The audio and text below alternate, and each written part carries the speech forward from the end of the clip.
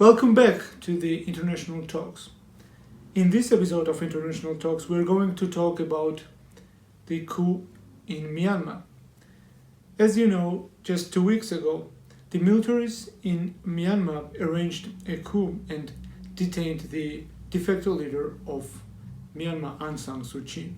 However, before we go to the main news, we need to talk about the history of Myanmar in order to understand the development of the politics of Myanmar.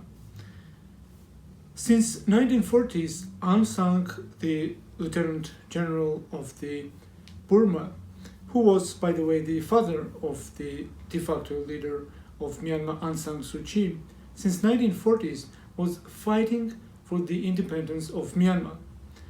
After the separation from India, he allied with the Japanese, was fighting for the independence from British. However, during the Second World War, he switched sides as he was not impressed by the Imperial Japan's ruling. He allied with the British.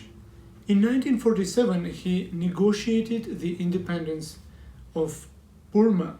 However, he was assassinated by the previous Prime Minister Galon Uso. In 1948, he hired a gunman to assassinate Aung San and the members of the government. However, the very same year, he was executed because of murdering the acting leader of Burma. Now, we can divide the development of Burma's economy in two phases, from 1948 to 1962 and since 1962 to 1988. From 1948, when Burma was finally independent from the British, up to 1962 was one of the most promising economies of the region. However, since 1962, when the militaries took over, the left-leaning economy happened to be a disaster, and in just 2 decades, Burma was the least developed country in the region. Aung San Suu Kyi returned to Burma in 1988. She was taking care of her ailing mother. However, the situation in the country was not stable as the demonstrations launched for the democratization of the Burma. The military government violently suppressed the demonstrations, killing tens of thousands of people. This period of the Burma is remembered as 888. Subsequently, State Law and Order Restoration Council was formed. The council arrests thousands of people, including the leaders of the protest movements like Aung San Suu Kyi, and subsequently she will be under house arrest for the 15 years from 1989 to 2010, when she was finally released.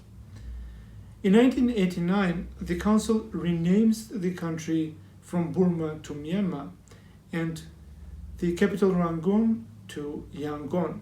According to the constitution of Myanmar, the militaries are guaranteed 25% of the seats in the parliament regardless of the results of the elections.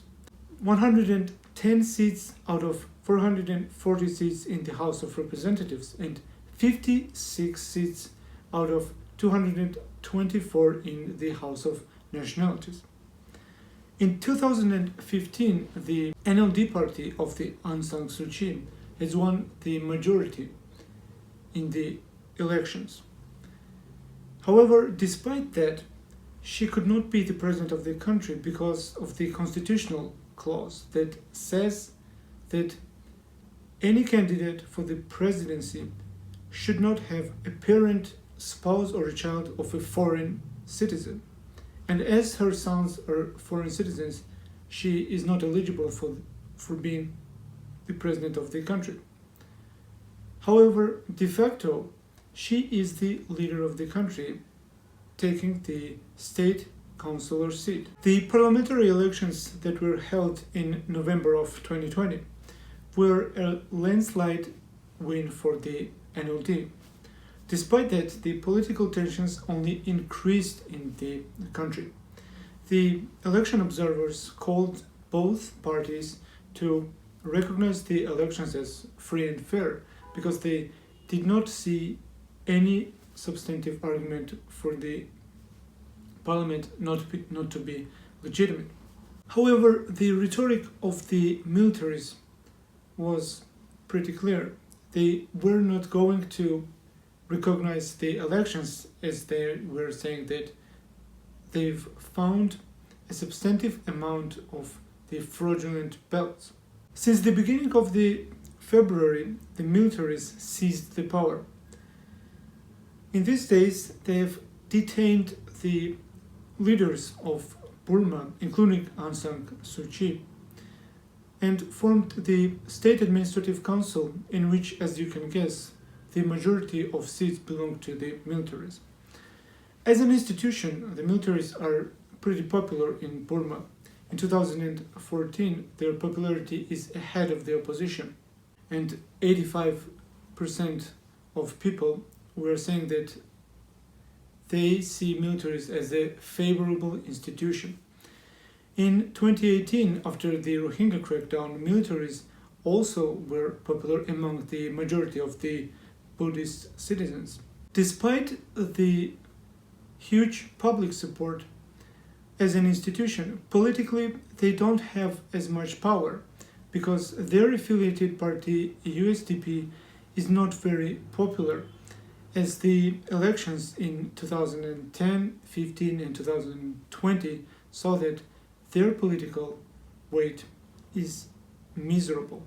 On the international level, we could describe the ongoing coup as the battle between the West and China. China, backed by Russia, blocked the UN Security Council resolution which criticized the actions of the militaries and described the ongoing military process in Myanmar as the domestic affairs. Despite that, the US already sanctions 10 military leaders that were the heads of the coup. The Department of Treasury said that these sanctions target only the militaries and will not influence the ordinary citizens of Myanmar. It is of course clear as to why the military is feeling threatened by the NLD. Since 2016, they have launched the referendum process for the constitutional amendments, and by their proposals, by 2030, the militaries will have only 5% guaranteed by the constitution, which significantly decreases their influence over the internal politics of the Myanmar. Will the process get more violent is unknown. However, in the long term, the democratic forces have an upper hand, because the amendments proposed by them seem to be very popular, and if militaries continue to block the democratic process in the country, they will be more and more unpopular, thus just destroying their influence in Myanmar. Thank you for watching. This was the brief episode on the hot topics. And if you like the video, hit the like button, subscribe to the channel, and if you haven't seen the other videos, just click and watch them. Until next time.